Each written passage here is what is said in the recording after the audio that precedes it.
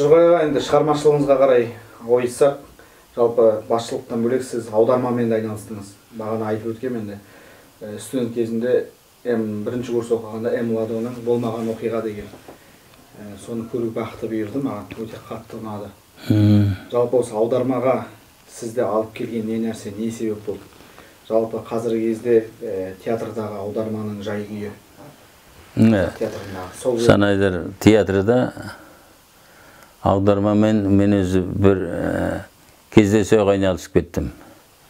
Оған себеп жаңағы репертуар.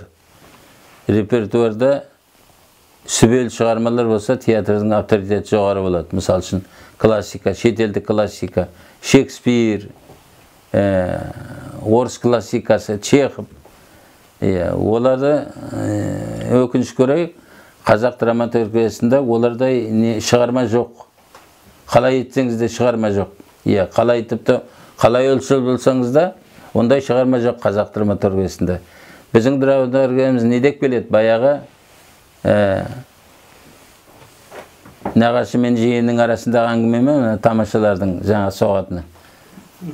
Бізде қазір бәрі театр болып кетті. Шымкенттікі де театр, Шымкент шоуда театр, Алдараспанда театр. Өзі театрдың әбден несін түсірдік қой, әбден бағасын.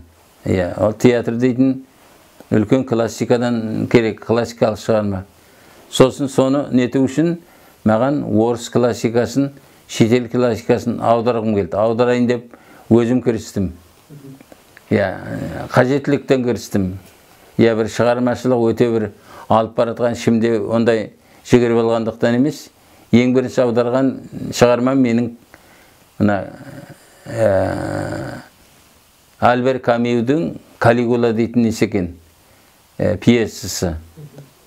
Альбер Камю лауреат Нобелевский премии, диссидент кәдімгі өте адам жаңағы ашық жазатын барлығын. Соның Калигуласын аудардым. Ең бірінші аударған шығармам.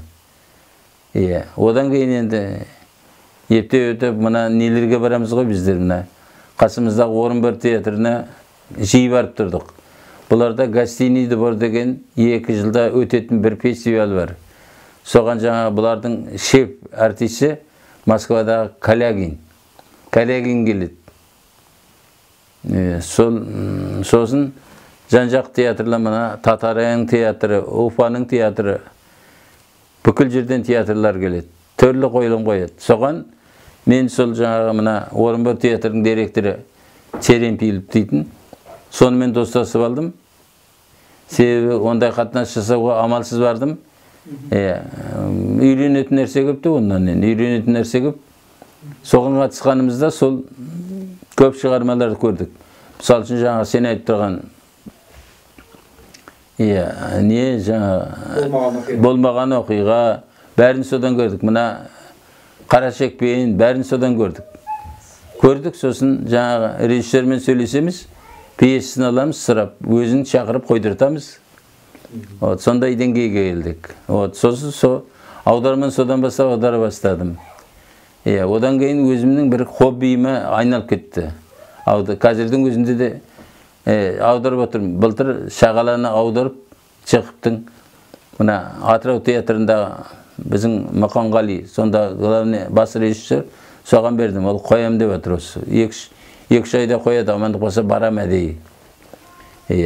Сосын қазірде нетем аздап, шұғылданым онымен. Мына қазіргі режиссеріміз Гаухар деген бала, бұлар қазір өзі мына театрға бір жаңа бағыт келатыр. Бұрынғыдай жаңағы Атабаев дейтін режиссер бар Қазақстанда. Ең жаңа бағыттағы режиссер деп кезінде бағаланды қатты. Болат Атабаев. Оның айтатыны ғой. Бұрынғыдай дейді, Мұхтар Әуезовтің кезіндегідей сахнаға шығып алып, басыңа үкін тағып алып, анда-сонда бір сөз айтып тұратын жаман емес қазір. Деп нететіне сынайтын еді. Тіпті шығысыпты ғой, апайларымен. Айтысқанда дейді, лифтіге дейін баратын едім, артынан айтысып дейді, бала кезімде дейді жаңа. Аналар болмайды дейді жаңа, классика қою керек ана. өзі шында солай болды. Бір кездер жаңа дауыс бажыны, дикция бажыны айтып тек көркемсөз оқыған адамдай сахнадан сөйтіп кететін уақыттар болды. Мысалы монолог кілең сондай. Одан кейін ол бағыт өзгерді.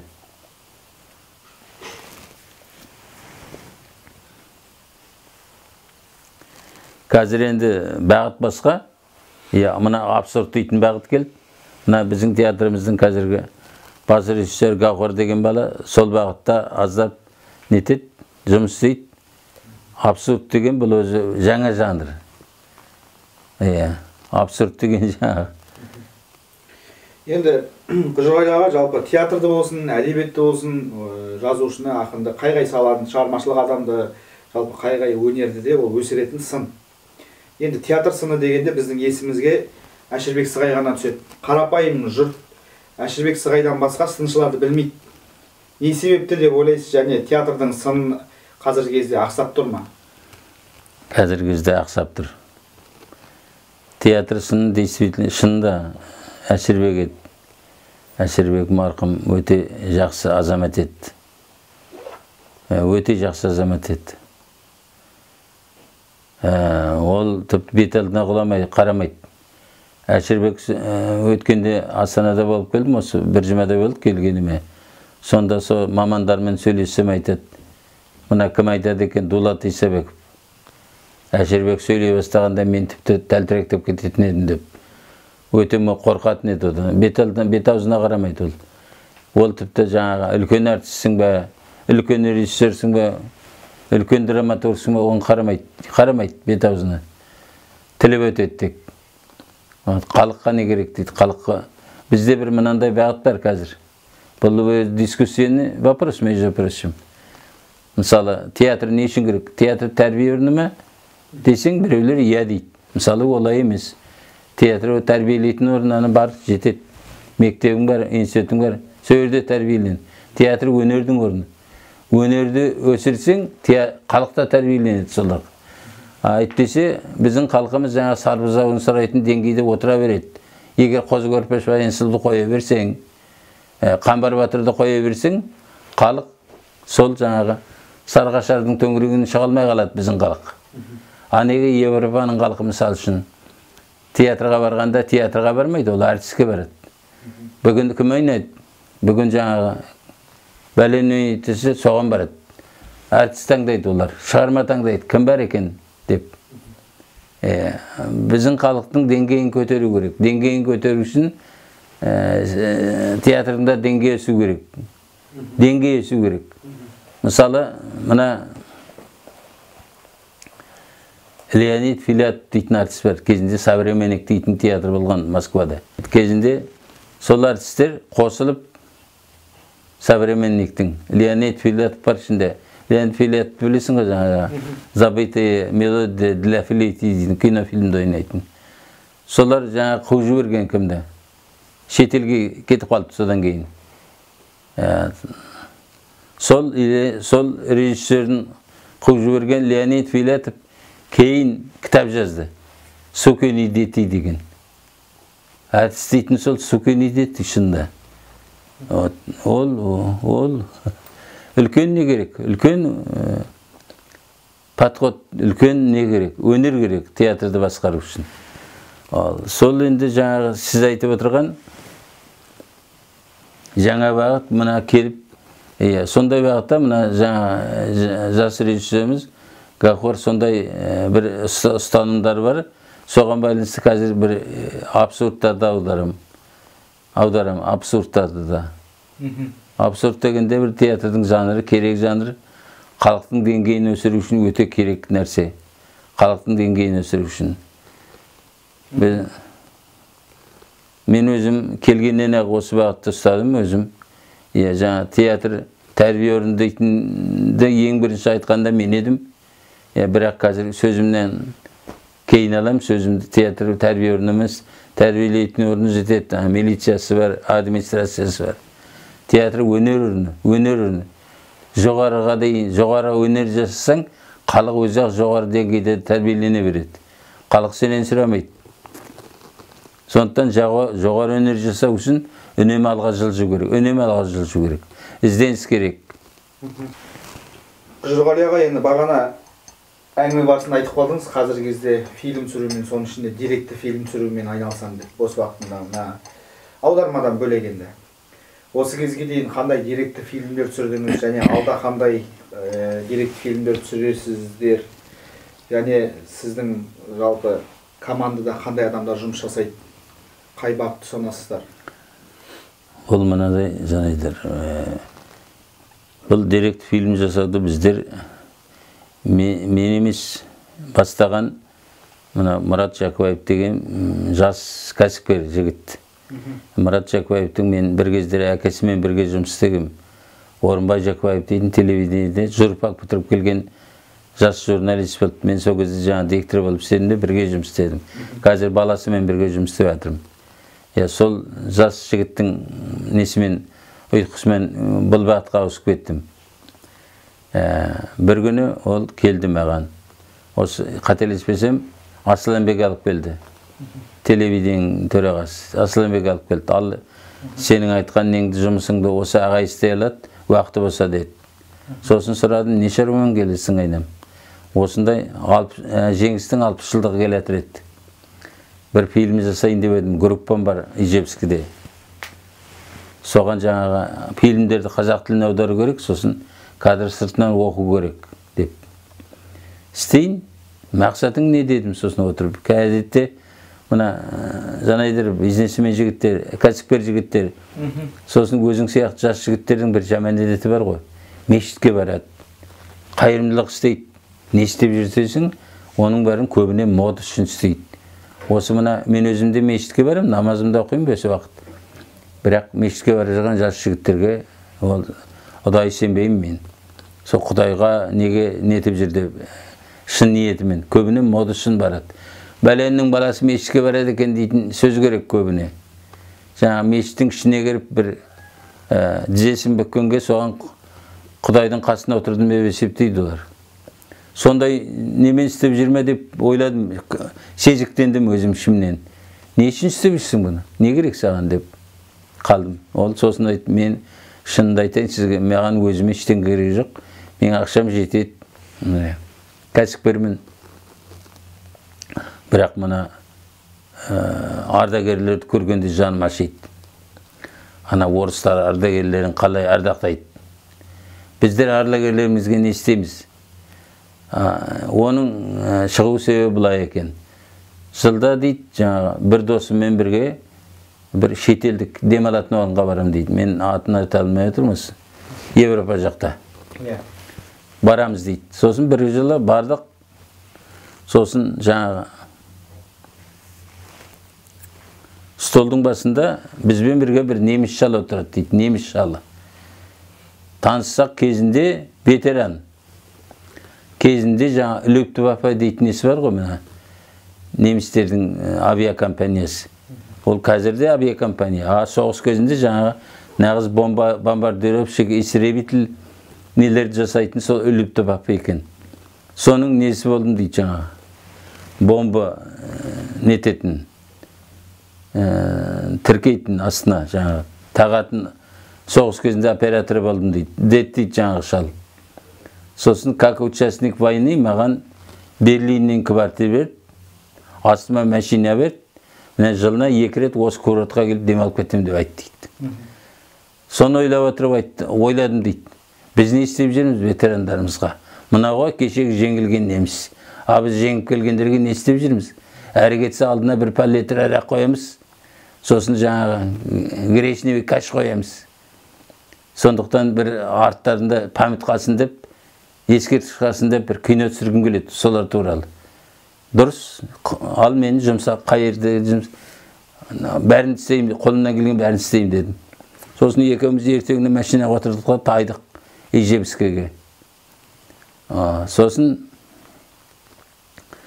орысшадан қазақшасын аударым, оқимын еще, сыртынан, авторский текстімен. Содан басталды жұмысымыз біздің. Содан басталды, сосын бір жылдары ойладық, кішкене мына елдің тарихына да көңіл аударайық. жаңа ең бірінші бізді толғандырған тақырып бөкей. Бөкей кім? Ол Жәңгірді біз енді аздап нетеміз жаңағы. Хан болды, қараға қарасқан жоқ, қанын төкті халықтың деп. Оның әкесі бөкей жаңағы нарынды алып берген қазаққа қан екен ең бірінші. Соны бір нетсек қайтеді деп неттік, көтердік. Сценарий жаздық. Жақсы фильм жасадық, орысша, қазақша. Қазақшасы егер бөкей болмаса, орысшасы возвращение бөкейі. Себебі қазақтар енді өзі орыстар былай еткен ғой. Орыстар былай еткен жаңағы. Қазақты қалмақ қайдап салады, қалмақты қазақ қайдап салады. Қай жеңгенің менікі деп сондай саясат ұстанған ғой. Соның жаңағы сол бөкейдің арқасында нарын қазаққа қайтып келді. Нарын дейтінді қазір 3 облыс пайдаланып отыр. Мына Орал, Атырау, жаңа Астрахан облысы бар, Маңғыстау облысы. Енді жері нарынның оны көрмеген адамға айтып түсіндіре алмайсың, ол жұмақ қойшында, жұмақ. Сол нарынды қайтарған бөкей, со туралы бір естелік қалдырайық деп фильм жасадық. Одан кейін бізді толғандырған тақырып мына не болды жаңағы ұшқыш қызымыз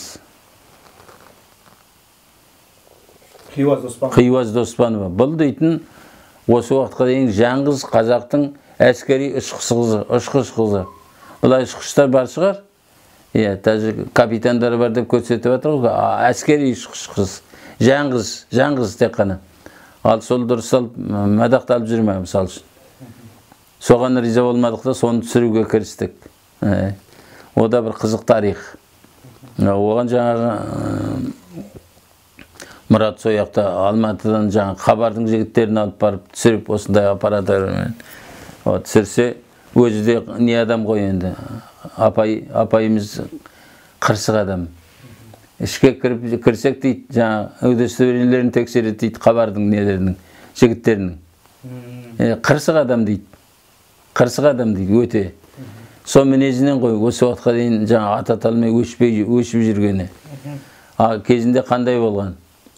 Оның бірге ұшқан құрбылары, мысалы, біздің фильмімізде бар, Москвада доктор наук МГУ-да сабақ бар еді, бір кемпір. Біреу герой, бәрі герой Советский Союза, бұның бірге ұшқан орыс кемпірлер дейтін. Путиннің қасында тұрған жеңістің 60 жылдығында, неде, мавзолейдің қасында. Ал мына кісі жаңағы адам аярлық, тұрған жері үйінде бұл кісі соғыстан келгенде, жаралы болып келген, янвель 3-й группы, по-моему, 2-й группы. Содан Алматыға келіп, ЦК комсомолдың бірінші хатшысы болған, Қазақстанның. Член бюро ЦК Компартия Қазақстаны. Сондай неде жүріп, біреуге тілі тиген, жаңа қарсықтығынан болар, тілі тиген. Сосын бұны өшіріп ұстаған. Тек жеңістің 60 жылдығында ғана бұл кісіге жаңа халық қаһарманы Қазақстанның берді. Сондай адам, қызық несі, қилы-қилы, тағдыр дейтін адам аярлық. Сол жаңа ЦК комсомолда жүргенде алған үй дейді, әлі күнге дейін тұратыны. Енді қайтыс болды ғой қазір. Бір ремонт болмаған. Мұрат соған жаңа Алматыда жүріп, өзінің ақшасына ремонт жасап берді сол үйіне. Сол үйден сүйек шықты апайдың. Енді біз осында киносында көрсеттік. Күйеуін шақырып оны көрсеттік те, жаңа қонақ қылдық, сыйладық осы жерде, сондай қолымыздан келгеннің бәрін істедік. Қиуаз апай туралы. Осындай тақырыптар жасадық. Енді былай қарағанда не көп, тақырып көп. Мысал үшін, мені қазір ойландырып жүрген соғыстың кезінде осы Жәнібекті ғой деймін. Зейнеп дейтін бір апамыз бар деп айтады. Зейнеп аты. Мына неден эшелон жүрген ғой постоянно. және ненің үстімен, Сайқынның үстімен, Жәнібектің үстімен темір жол өтеді ғой Волгоградқа, Майданға. Постоянно не жүреді, эшелон. Ана жақтан жаралы әскерлерді алып қайтады Волгоградтан. Мына жақтан жаңа пополнение кетеді, әскер азық түлік кетеді. Сондай бір эшелон Жәнібекте тұрғанда бомбалаған ғой. Соны каким-то образом неміс нелері біліп жүрген. Жаңа самолеттер келіп бомбалап қиратады дейді эшелонды, бөлей. Соны бұлар қайдан біледі десек, оказывается, мына тышқан аулайтын болды ғой, шалдар тышқан аулайтын. Сондай бір шал жүретін еді дейді, үндемейді. Сол оказывается белгі береді екен дейді. Содан үшін бомбалап, эшелон қирап, эшелонда не келетір екен? Қай жақтан екен білмеймін, әйтеуір Союзден жинаған кілең балалар, детский домның балалары, балалар үйінің балалары. Солар туанасыз қалған ғой, эшелон қирап вагондардан. Соны сөйірдегі қазақтар үйдейіне, енді мына қазақтың бауырмалдығын қарасаңыз, үйдейіне таратып алып кеткен, үйдейіне, үйлеріне. Сонда жаңа Зейнеп дейтін дейді, Зейнеп дейтін, мүмкін орыс қыз болар, адам білмейді қазір, мүмкін белорус қыз болар дейді. Сіңілсі басқа үйге кеткен, бұл жаңа қазақтарға тап болған. Содан қазақ қазір Зейнеп дейтін апай болып, жаңа мұсылманша Құранын оқып, намазын оқып жүреді дейді. Ал сол кісінің дұрыс зерттесем, ойлаймын жаңа кім екен ол. Документ жоқ, естествен жаңа. Әлде неме жаңа христиан ба, кім білген оның кім екен? Мойында крест бар ма, крест болды ма бала кезінде? Сондай тарихтарын бір қотарғым келеді мысал үшін. Қазақтың мейірбандығы жаңағы екі вагон баланы үйіне таратып алып кетеді дейтін оңай шаруа емес қой. Біреудің баласынан бөліп басқа нәсілді баланы. Өзінің семьясы қалып, өсіріп, өндіріп, тұрмысқа беріп, үйлендіріп, ол дейтін, ол халқының ғана қолынан келеді ондай істейді. Сондай адам көрінеді жаңа Зейнеп дейтін апай, осы мұғалім дейді.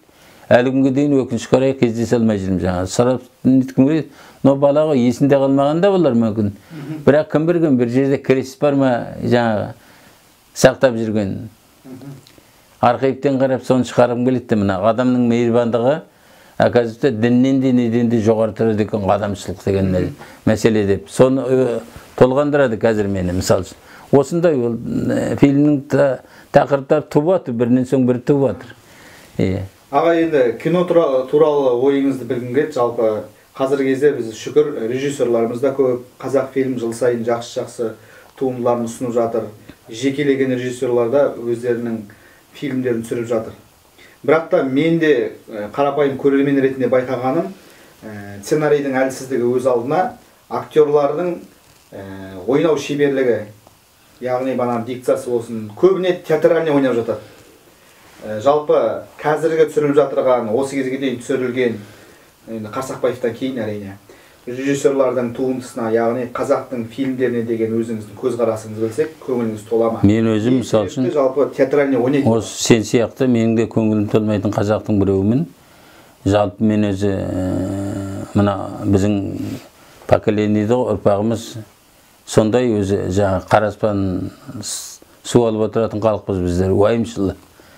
Бірақ осы қазіргі фильмдер көріп отырып, мен әлде неме спектакль ойналмай атқан, әлде кинома айыра алмаймын кейде. Себебі көбіне ойнайтын драма театрдың артистері бүкіл неге алып шығады жаңа, экранға алып шығады.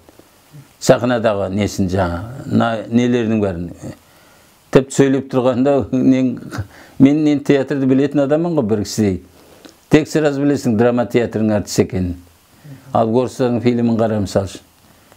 Тіпті қазіргі фильмдерін айтпай қойын, кейін соғыстан кейін жасалған фильмдер, Победа дейтін канал бар ғой, соны жақсы көремін өзім.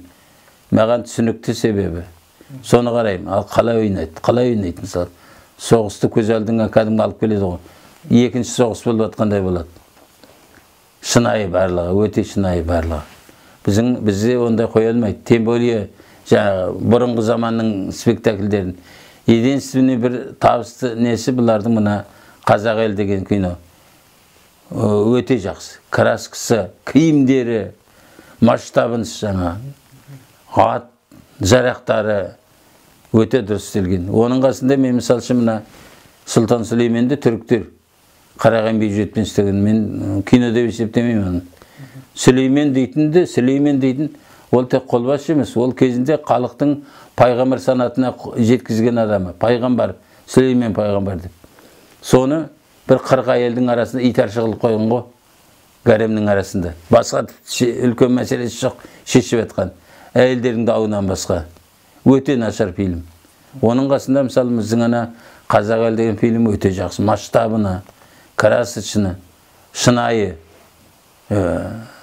Бірте-бірте үйренер деп ойлаймын. Бірте-бірте әрине бәріне бюджет керек қой. Бұрынғы фильмдерден жасаудан мысалы режиссерлер неге қашады? Қаражат керек, қарайған киім керек, қарайған ат керек. Біз мына 90 жылдар осы. Неге бардық қой Ордаға? Ордаға бар, жаңа Қан Ордасының құрылғанына 200 жылдығына орай. Қойдайым, по-моему. Далада қойылым қойдық. Осы Сердеш екеуміз. Далада қойылым қойдық. Атты әскер шығардық. Соғыс масштабын несін көрсеттік. Ал сонда айтайын жаңағы 60 ат сұрадық, бар 60 ат сұрадық. Районнан 60 ат беріңіз бізге дедік. 60 ат тауып бере алмады.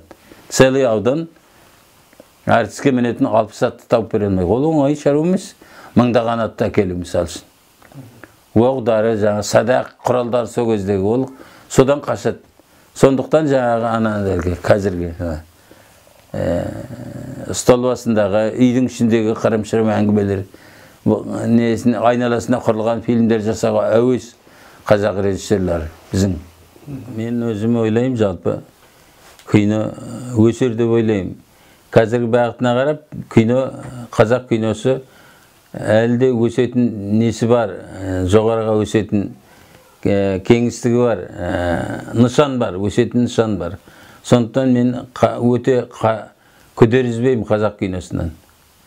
Қазақ киносынан күдер үзбеймін. Әлде өсет деп есептеймін. Себебі бізде тақырып бар. Мысалы үшін кімді жазады, кімді көрсетеді қазір кинода. Баяғы патшалар 40 рет көрсеткен уже. Олар шетелдіктерде көрсеткен орыстың патшаларын.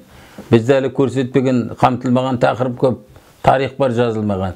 Соның барын қазақ киносы көрсетпегенде кім көрсетеді, қай кино көрсетеді? Мына қазір Жұбан туралы мақала жазып отырмын. Жұбан кезінде айтқан екен Колбинмен кездесуде. Сіздер Қазақстандағы оқу орындарының бәріне қазақ балалар түседі дейсіз.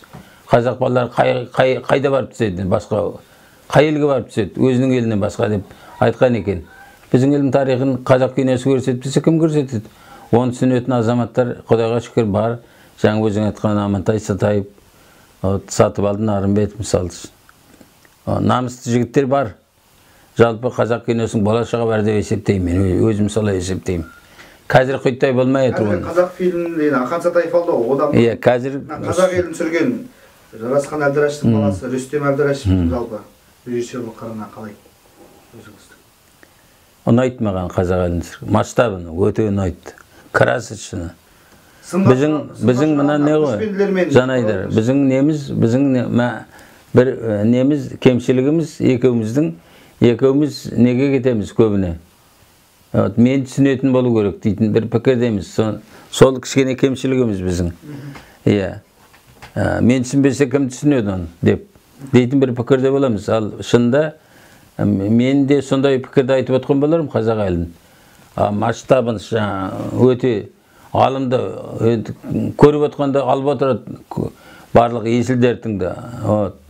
Мүмкін олай болмақ керек шығар қазақ киносы. Бірақ өзіме ұнайды. Құржығали аға, енді жалпы шығармашылықтан бөлек, жазу сызудан бөлек өзіңіз ойыңызбен оңаша қалған кезде жалпы сізді не толғандырады? Қандай мәселе туралы ойлайсыз?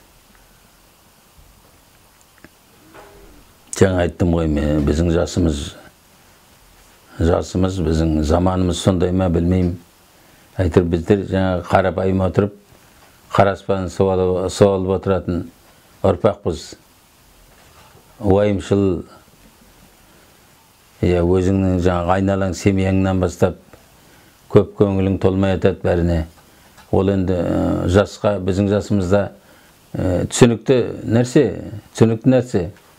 Бірақ енді кейбіреулердің айт десең айтайын, ол жұртқа қажеті бар ма, жоқ па білмей, қайдан білейін. Мен қазір мына аздап жаңа айттым ғой сөзімнің басында бір. Намаз оқимын 5 уақыт. Аздап Құранның несін парақтаймын. Арабша зулатып кетпегенмен, түсініктердің Құранның негізгі білуге тырысам, көруге тырысам.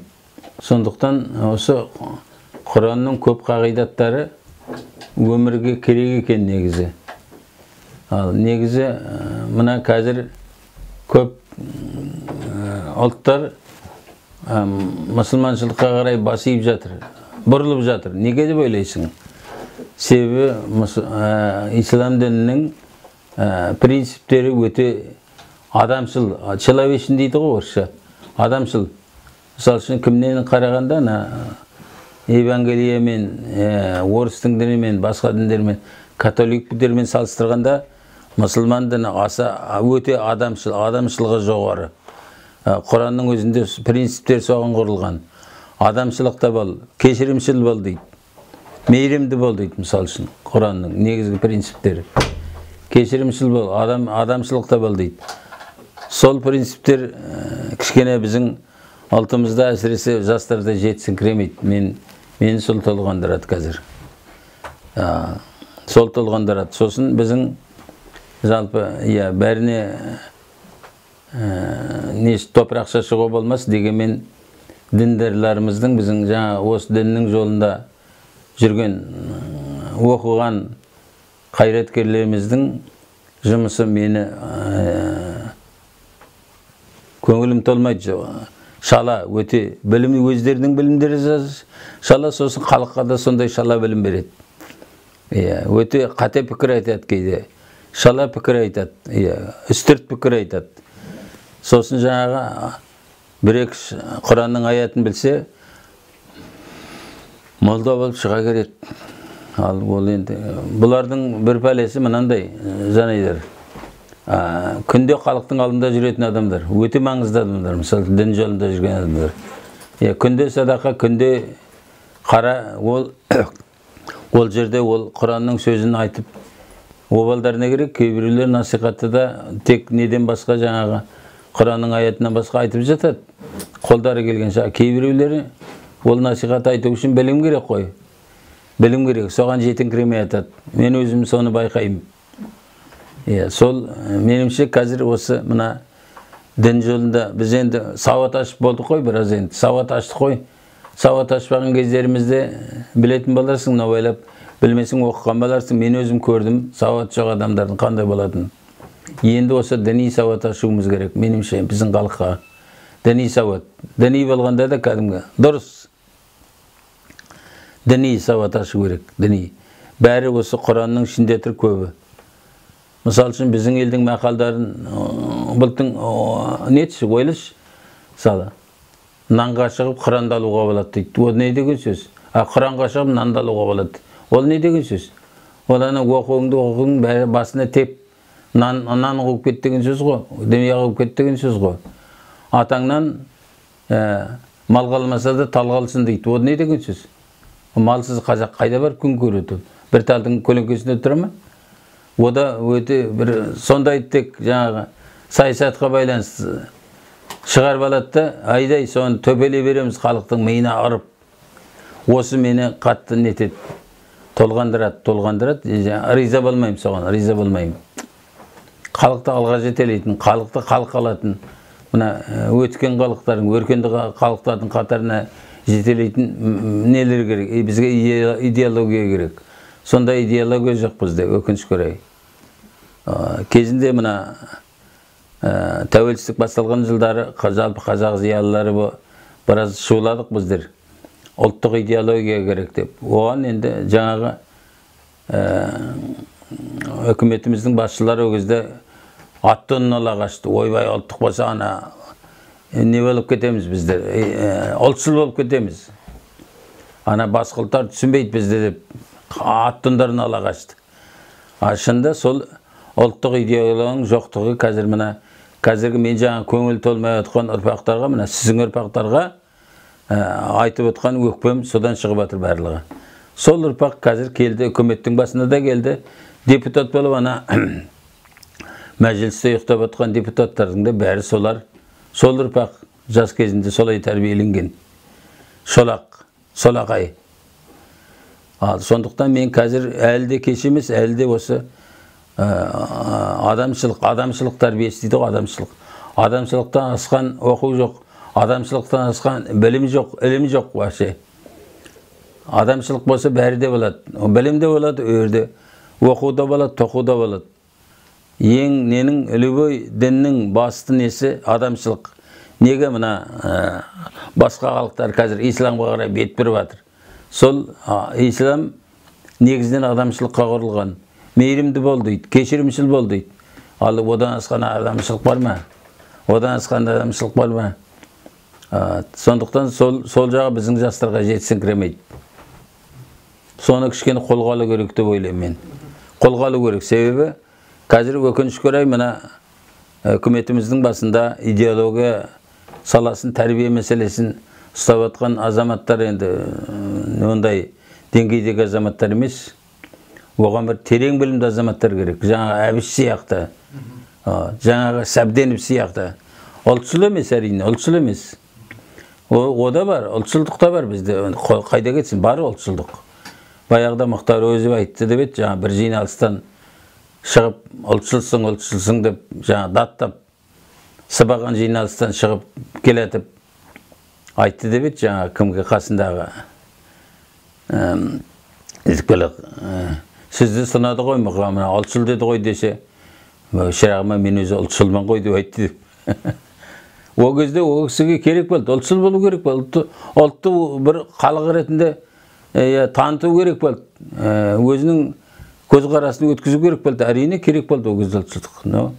Қазір мүмкін ондай ұлтшылдық қажеті болмас, бірақ мына ұлтымызды бір зиялы, жетілген халықтардың қасына отырғызу үшін, солардың дастарханының басына отырғызу үшін кішкене білім керек біздерге, терең адамшылық тәрбиесі. Біз немен мақтанамыз осы уақытқа дейін? Міне қазақ ұлтын құртқаны сол біздің басқа халықтардың. Қонақжай, жаңағы қадағаң айтқан қазақ осы жаңағы алуды аяқ алатын, беруден алдына жан салмайтын деп, бір жинаған дүние мүлкін бір күнде жаңа шашатын деп. Солай үйретті бізді, сол идеологияны ұстап кәдірміз. Ол да меніңше жақсы идеология емес, біздің халықтап халық жасайтын идеология емес. Ол шашып, өзі жоқ дүниеңді шашқаннан не шығады ол? Сондықтан халықта кішкене бір басқа халықтардың, басқа ұлттардың жақсы жақтарын алып, бір дұрыс халық қылатын идеология керек бүгін. Сол идеологияны өткізетін, жүргізетін шебер идеологтар керек, шебер. Кәдімгі жаңағы кестенің бізімен отырып нететін, кесте теретін өте шебер идеологтар керек. Өте шебер. Ондай болыпты дейді кезінде идеологтар енді. Қазақтың ұлттық нелер. Өкінішке орай қазір жоқ солар. Темірбек Жүргеновті айтады. Енді мен өзім ол кісінің қасында отырған ештеңем жоқ. Өте күшті ұлтшыл болмай-ақ, ұлттың несін, мүддесін өте жақсы. Онымен жаңа сөйлескен Галина Серебрякова бір орыстың жазушысы айтыпты ғой, Темірбектің алдында жарты сағат әңгімелеп шыққаннан кейін. Я его за полчаса так полюбил, и вместе с ним полюбил весь казахский народ деп айтты. Сондай идеологтар керек қазір. Сондай идеолог, қарабайыр емес, жаңағы мод үшін жүрмейтін, мод үшін мешітке бармайтын, мод үшін қайырымдылық жасамайтын, терең сезім, терең түсінетін, ұлтын терең түсінетін, терең жан ашитын, терең идеолог, сол идеолог жоқ бізде, идеологтар жоқ.